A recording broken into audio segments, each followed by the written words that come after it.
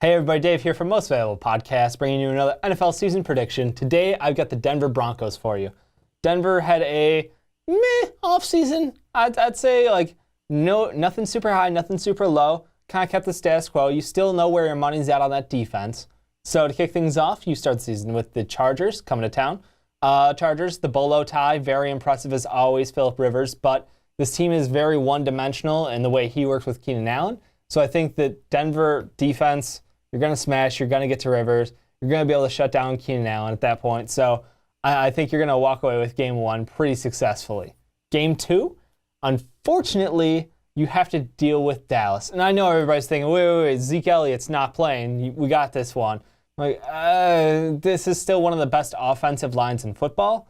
They're one of the most rounded teams in football. Alfred Morris is no slouch. Run DMC in limited time is very good. So I think that, give me some credit on this one. I still feel like the Cowboys have a strong advantage, not a strong advantage, have an advantage in this matchup. So I'm going to go with Dallas in week two. Week three, Buffalo Bills. You're going to Buffalo. You're probably going to be able to shut them down pretty heavily. Just Tyrod Taylor, dude's going to make mistakes. You're going to be able to capitalize on it. But on the upside, Trevor Siemian, passable quarterback. I mean, if you do end up going Paxton at some point in the season, I'm not going to be overly surprised. But at no point in time was I really concerned about Siemian or his play. He just seemed to be able to get the job done. He's very much in the game manager mold at this point in his career. I mean, there's not saying he can't be more, but at this point in time, that's really all he needs to do for this Denver team to keep them in games. Then week four, Raiders. And this is kind of like the benchmark for where your season's going to be, because the Raiders are going to be a top team in the NFL. And I feel like if you could steal this one, it would really be an impressive showing. Unfortunately, I am leaning more towards Carr walking away with this game. They just have so much offensive potential. Their defense has grown leaps and bounds from where it was years ago. I think that this Oakland Raiders team is going to win this one. And going into your bye week, you'll be 2-2. Early bye, I'm not a huge fan of these, but I think for you guys, they'll work out just fine. Coming out of the bye, you'll have the Giants at home.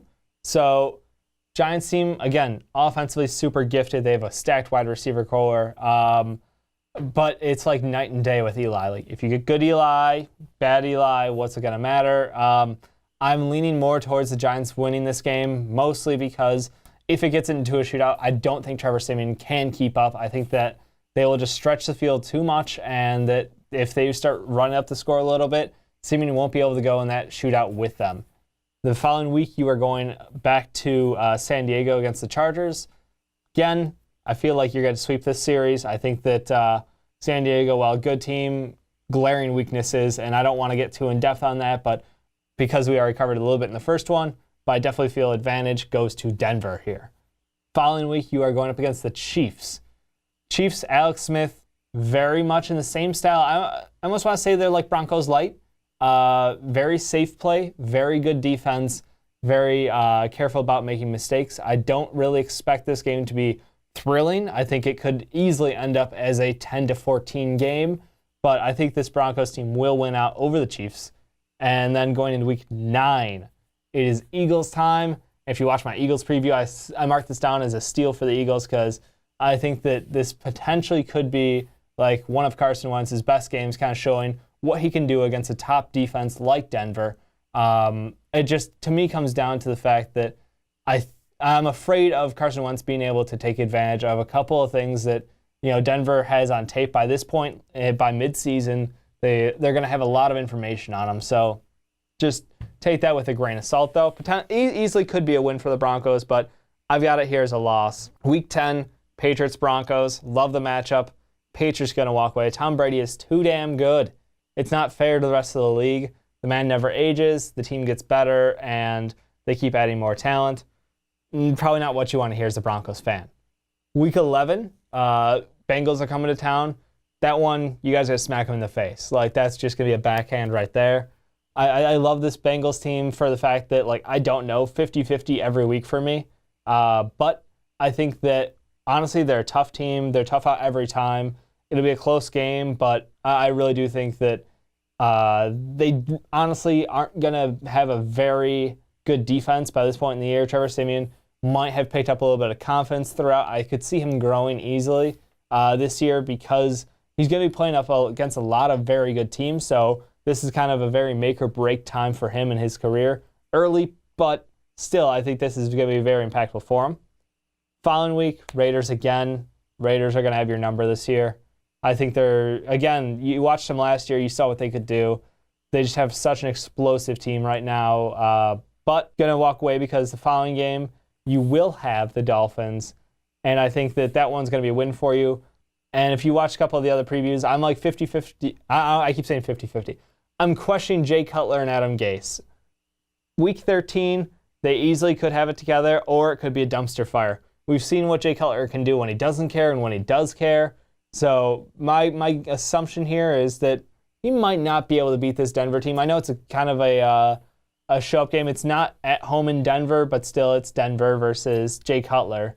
And I just have a feeling that he will do exactly what he did in Denver and make too many mistakes. He's going to turn the ball over a whole hell of a lot. Maybe have like a 3-pick game, just to remind you of the good old days. Week 14, it's time for that wonderful time of the year where you get to play the Jets and collect your free win. Pass go, collect $200, have all of that kind of fun. It's not going to be a close game. I mean, I know they're the Jets. Yeah, they're still a professional team technically. But you guys are going to win this one pretty handily. Week 15, Colts. You're going to the Colts in Indianapolis. This game could be a trap game, I think, personally. Like, it's one of those where you might be looking forward to the next week. Andrew Luck is incredibly talented with his arm, but I'm honestly concerned about that offense and its consistency. Frank Gore keeps getting older, so how long can you rely on that run game with that offensive line being as poor as it was last year? I think that you guys stand a fair chance, but my big fear just keeps coming back to, like, give Andrew Luck time and he will make you pay for those mistakes. So I think I've got the Colts taking this one late in the season. Week 16, Redskins versus the Broncos. And the Redskins team, very little faith in at this point. I think that you guys will be able to knock them out. Not too much concern. Honestly, I know they're a very good team, but the matchup to me always just seems like every time you face them, you've got a very, very good chance to beat them. Even if in the past it hasn't lined up exactly like that, you've had the opportunities, and I feel like this game will definitely convert.